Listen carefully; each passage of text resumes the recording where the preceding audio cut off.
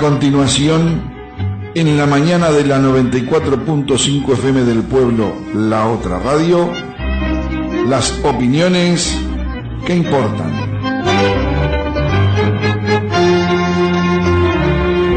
Los contenidos emitidos en este espacio no son responsabilidad de la emisora. En las opiniones que importan, contamos con la colaboración del doctor Rómulo Rodríguez Canzani, nacido en Mendoza, quinta sección, en el año 1935. Familia de origen netamente campesina, cursó escuela rural, recibido de doctor en medicina en el año 1967. Tuvo militancia estudiantil y gremial universitaria.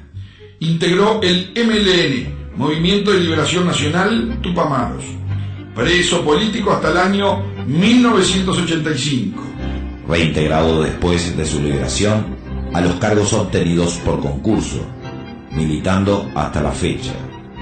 En las opiniones que importan, Rómulo Rodríguez Canzani. Lunes y jueves, minutos después de las 10 de la mañana, por 94.5 FM del Pueblo, La Otra Radio.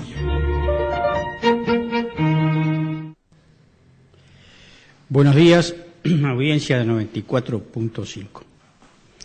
Seguiremos con la temática de la contrarreforma agraria y de la contrarrevolución antiartiguista.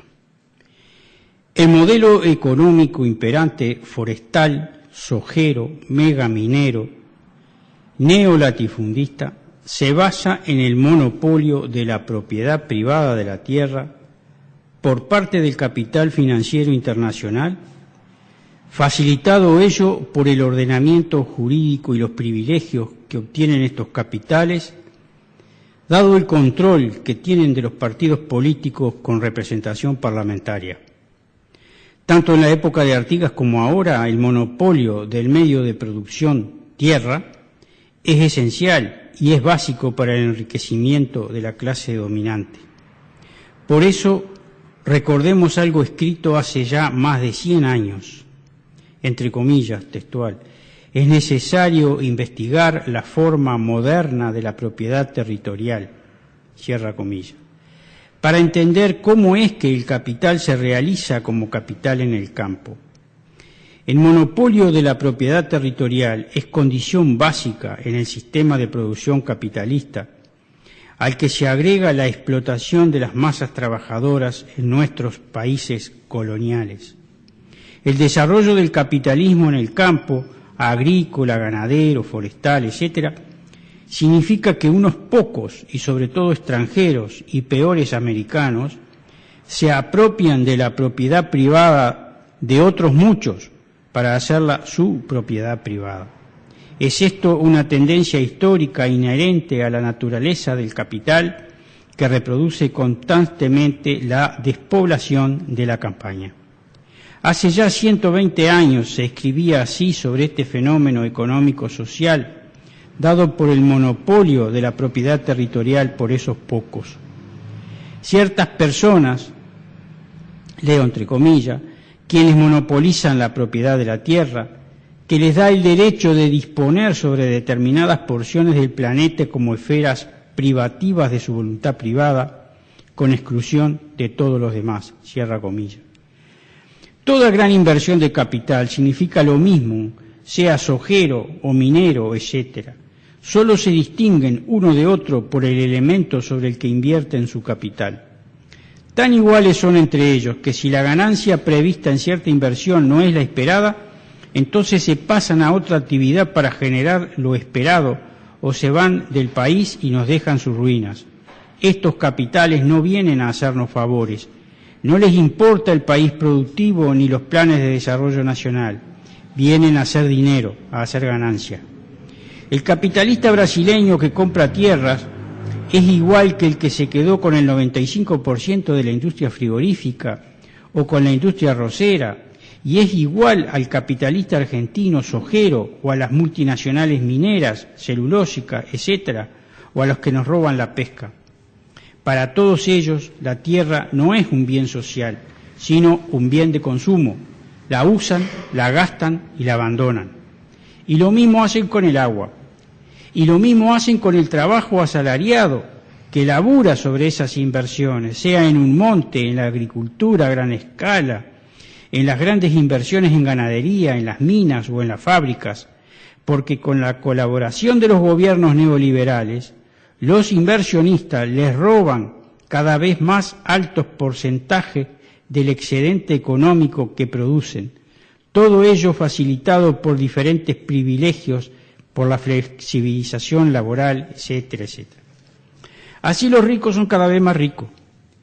Así el capital financiero se apodera de la tierra con sus riquezas naturales, superficiales y profundas, se apodera del agua y se apodera del hombre y de su trabajo. El capital financiero apuntó hace décadas a las tierras uruguayas, produciendo un alza de sus precios y desencadenando la competencia entre los inversores según su índice CONEAT, riego natural, caminería, etc. ¿Quién no conoce las inversiones en tierras para forestar de ciertas organizaciones de profesionales y creo que hasta de algún gremio de trabajadores? También ellos tenían y tienen el objetivo de la ganancia. La suba de los precios de la tierra repercute en varias actividades agropecuarias y por ende produce efectos económicos y sociales. Afecta asimismo directamente y en forma negativa el proyecto de país productivo, en la medida en que es el libre mercado, entre comillas, el que distribuye la tierra, la que termina siendo concentrada y extranjerizada. Son relevantes además los malos efectos de los altos precios que se trasladan a los precios de los arrendamientos y de los pastoreos.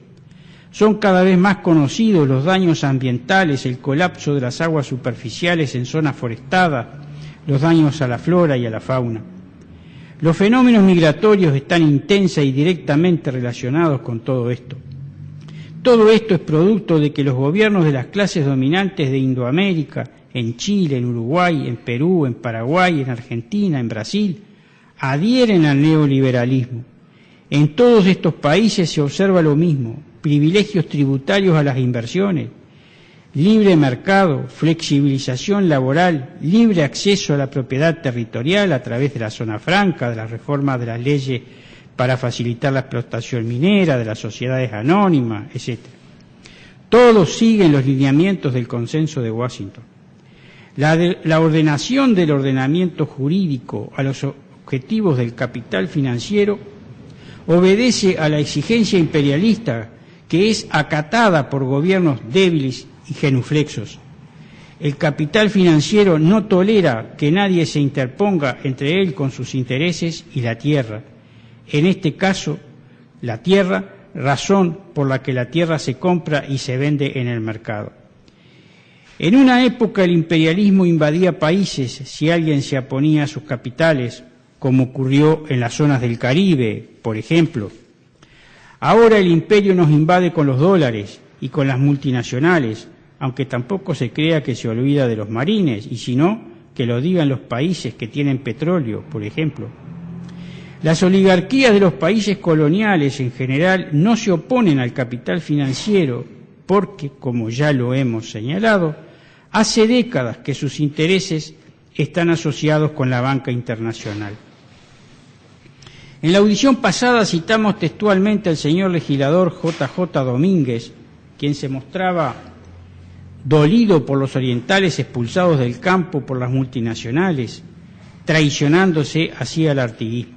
Conceptos parecidos expresaban los actuales señores senadores Héctor Taján, la señora Gabriela Cultelli y el señor Ernesto Agassi, así como el actual señor presidente don José Mujica. Todos ellos pertenecen al movimiento de participación popular. Todos ellos ahora, junto a los demás sectores del Frente Amplio, junto a los partidos tradicionales y al Partido Independiente, siguen extranjerizando la tierra, en tanto pretenden que apoyan a la pequeña y mediana producción agropecuaria a través de algún programa del BROU, del Banco de la República, o alguna tierra que reparte el Instituto de Colonización, ese instituto mendicante que decía Sendic, ayudas que son manteca en hocico de perro. Vale refrescar la memoria a los legisladores del movimiento de participación popular con alguien que no arreó la bandera de la tierra y a quienes ellos conocen. Un viejo militante del MLN, Tupamaros, Nicolás Colacho Esteves, mano derecha de Sendic y dirigente histórico de UTAA, que continúa hoy la lucha por la tierra, alertaba ya hace 5 años acerca de que el mercado presionaba con mucha fuerza hacia la extranjerización de la tierra como parte de un proceso que acompaña el Estado uruguayo, la burguesía, que hoy tiene en sus manos el poder en el Uruguay y que está promoviendo este tipo de cosas.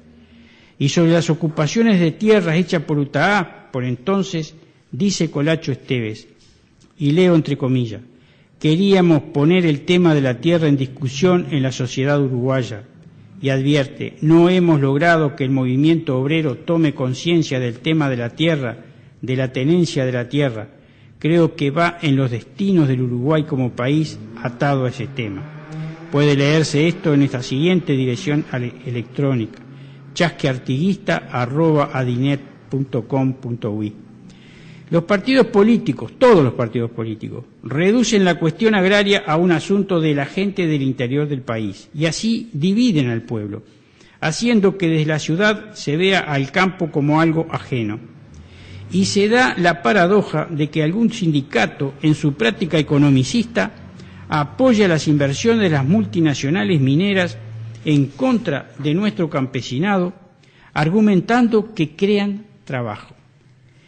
Y en esa línea de trabajo político e ideológico, el reformismo oportunista niega que haya gente que quiera irse al campo, ocultando el hecho de que hay decenas de miles de jóvenes estudiando cuestiones en relación con el campo, con el agua, con el mar, y que hay miles de aspirantes a tierras anotados en el Instituto Nacional de Colonización, y que hay miles de desplazados y expulsados del campo viviendo en los MEVIR y en los cantegriles, y que son decenas de miles los que trabajan en relación con la agropecuaria, en el transporte, en el comercio, en las construcciones, en las fábricas, en los hilos, sin contar a los miles de zafrales y mensuales del campo profundo. Con casi todos ellos es posible formar, más los que aún quedan en el campo, un frente de lucha por la tierra como lo planteaba Sendic. Pero se niegan a hacerlo, prefieren transar con el capital financiero internacional. Y entre tanto, al pueblo lo dividen y entretienen en las antesalas de los ministerios, de las oficinas de los señores legisladores o en las del Instituto Nacional de Colonización, impidiendo su libre organización. Y para quienes aún resisten en el campo con sus producciones de pequeña y mediana escala, incluso algunos no tan chicos, nunca hay un verdadero plan de desarrollo que sea por lo menos señal de que empieza algo nuevo. Estos gobiernos desarrollan esta política a sabiendas, con plena conciencia de sus efectos económicos sociales. Saben que sin asistencia estatal es imposible que la producción en escalas reducidas, y no hablo de minifundios, es imposible que se sostengan. Ellos también han leído y estudiado y, tiempo atrás, cuando aún no eran gobierno, mostraban su erudición en sus discursos. Seguramente conocen el texto que citaré de inmediato y quién es su autor y, quizá, sepan que tiene más de un siglo de escrito. Leo textual. La propiedad parcelaria, o sea, más o menos reducida, aclaro por mi parte, es por naturaleza incompatible con el desarrollo de las fuerzas productivas sociales del trabajo, o sea, con la posibilidad de incorporar ciencia, tecnología y uso de trabajo altamente calificado, agrego yo. Y sigue entre comillas, es incompatible con la concentración social de los capitales con la ganadería en gran escala. La usura y el sistema fiscal tienen necesariamente que arruinarla en todas partes. Que lo digan, si no, los pequeños productores y medianos productores ahora. Todos los gobernantes saben que el régimen de producción capitalista con libre mercado en el campo lleva a que el gran capital expropie al pequeño capitalista de sus medios de producción, de la tierra, de las herramientas, de los edificios, y los expulse del campo. Y saben que eso ocurre con carácter de ley científica. La contrarrevolución es hecha por todos y a conciencia. Seguiremos en la próxima. Muchas gracias, compañero. Esto fue Las opiniones que importan, en la mañana de 94.5 FM del Pueblo, la otra radio.